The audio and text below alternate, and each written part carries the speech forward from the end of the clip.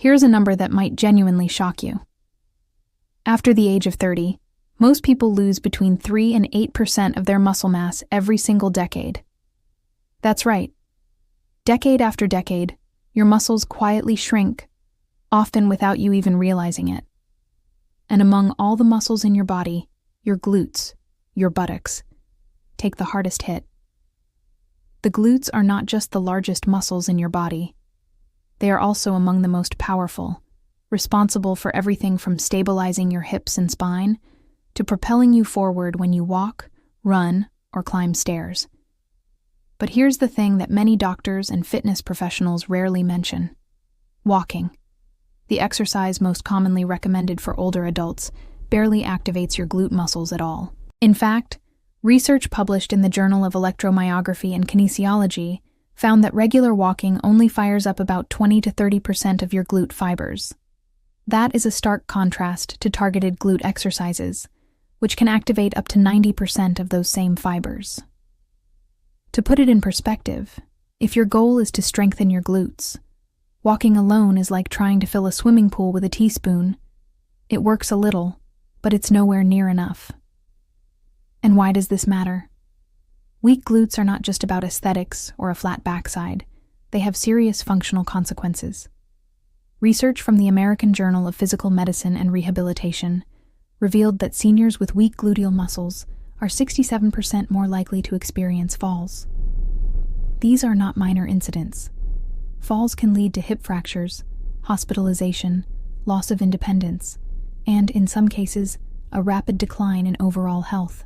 Glute weakness is also directly linked to chronic lower back pain, knee problems, and balance issues. Harvard Medical School reports that inadequate glute strength can make simple daily tasks, such as climbing stairs, rising from a chair, or even walking on uneven surfaces, significantly more difficult. Yet, here's the surprising part. You do not need to do squats, lunges, or any heavy standing exercises to rebuild these muscles, especially if you are over 60.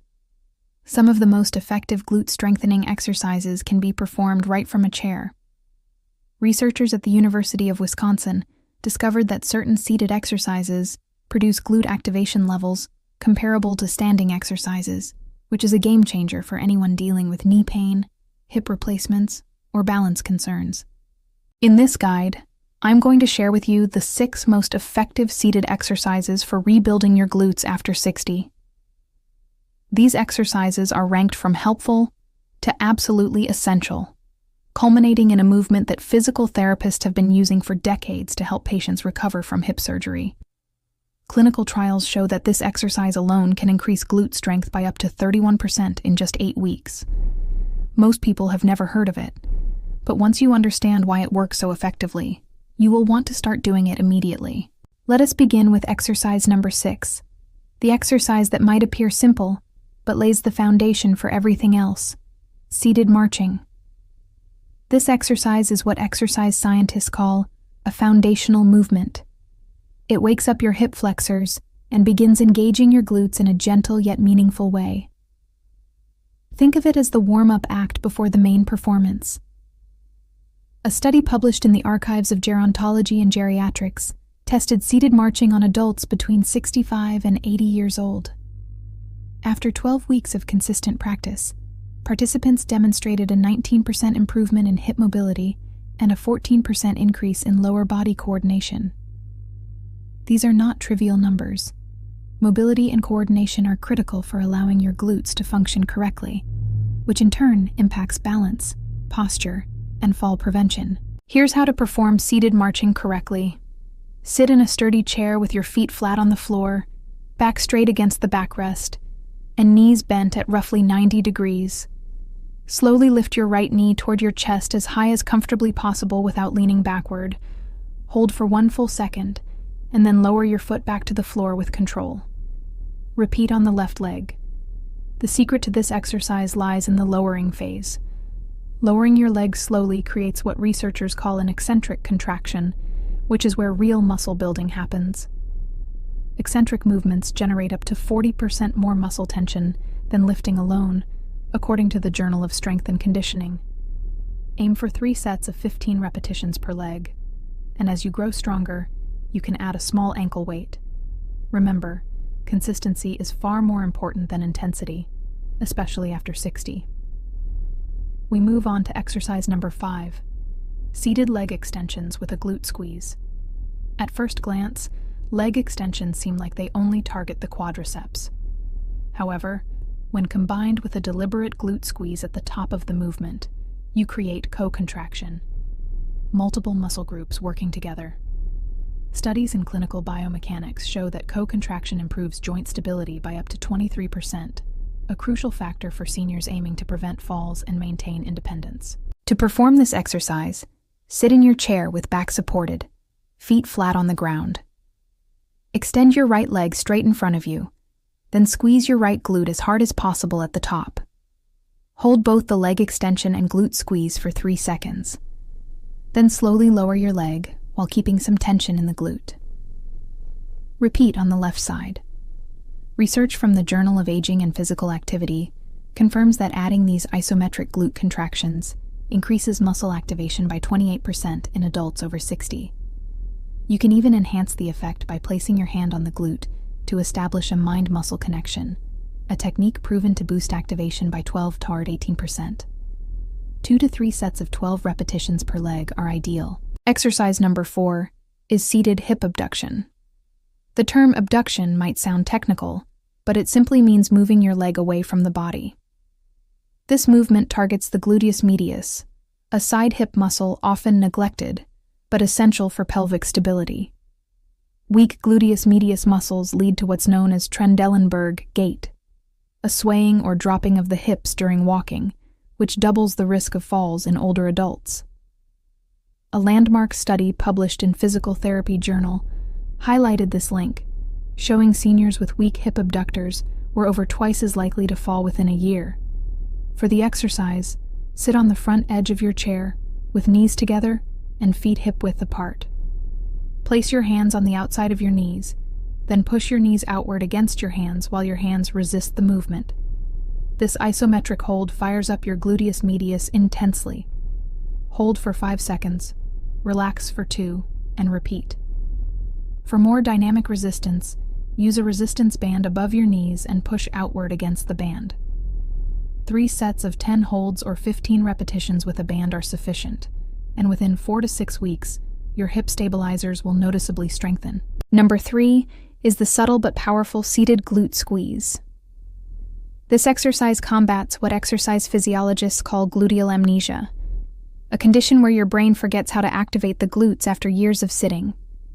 Studies from Ohio State University show that after just 4 hours of continuous sitting, the neural pathways communicating between your brain and glutes become significantly less responsive. The seated glute squeeze rewires these neural connections, restoring proper activation. Simply sit with feet flat on the floor and squeeze your glutes as tightly as possible without moving your legs or torso. Hold for 5 seconds, relax for 3, and repeat 10 times. Doing 3 sets daily can improve glute activation by 34% in 6 weeks, according to research from the University of Miami. Experts recommend glute activation snacks, short bouts of squeezes spread throughout the day, which produce better neural adaptation than longer single sessions. The second most effective exercise is the seated single-leg glute press. This exercise addresses muscle imbalances between the left and right glutes, a common issue that can lead to uneven stress on hips, knees, and the spine. Correcting these imbalances can reduce lower back pain by 41%, according to research in the Journal of Back and Musculoskeletal Rehabilitation. Near the front of a sturdy chair, place your left foot flat on the floor and extend your right leg slightly above the ground. Press the left foot firmly into the floor while squeezing the left glute and lifting your hips just 1 to 2 inches. Hold for 3 seconds and lower with control. Complete all repetitions on one side before switching. Research shows unilateral exercises like this produce 27% greater glute activation than bilateral exercises and help reveal hidden strength imbalances. 2 sets of 8 repetitions per leg are a solid starting point. Finally, the number 1 exercise, The seated glute bridge. Widely regarded by physical therapists as the gold standard for glute rehabilitation, this exercise was initially designed for hip surgery patients, but has proven highly effective for healthy adults over 60 as well. A clinical trial in the Journal of Geriatric Physical Therapy compared seated glute bridges to standing exercises and found a 31% increase in glute strength in the seated group versus 22% in the standing group. A meaningful difference. Sit on the front half of a sturdy chair with feet flat, hands on the chair sides, and knees at roughly 90 degrees. Press your feet into the floor, squeeze your glutes, and lift your hips until your body forms a straight line from shoulders to knees. Hold the top position for 2 seconds and lower over 3 seconds. Electromyography studies confirm that this exercise activates the gluteus maximus at about 85% of its maximum voluntary contraction, comparable only to heavy squats and deadlifts, which are often unsafe for older adults. 3 sets of 12 repetitions 3 times per week are recommended. Variations include holding longer at the top, performing a single leg bridge, or adding a resistance band to target all glute muscles. These 6 exercises, performed consistently, can transform weak glutes after 60 without ever leaving your chair. Significant improvements require dedication, typically a 12-week commitment, as shown in clinical studies. Seniors in these trials were not elite athletes. They were everyday people who showed up and followed the exercises. Glutes are too important to ignore. They affect walking, balance, posture, and your independence. Weak glutes are not an unavoidable consequence of aging. They result from disuse, and disuse can be reversed. Start with seated marching to wake up your muscles, progress through the list, and prioritize the seated glute bridge.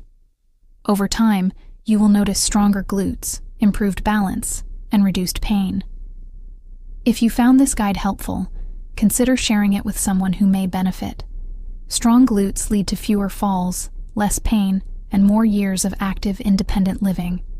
And for those experiencing weak glutes or hip issues, what has been your biggest challenge? Share your experiences in the comments. Your story could help someone else facing the same struggles. We want to hear from you about balance issues, difficulty standing, lower back pain, or anything else related to weak glutes. Thanks for reading, and remember, building strong glutes after 60 is entirely possible with the right approach, consistent effort, and the exercises outlined here. Start today, commit to progress, and your body will thank you in ways you might not even expect. More stability, more strength, and more freedom to live independently for years to come.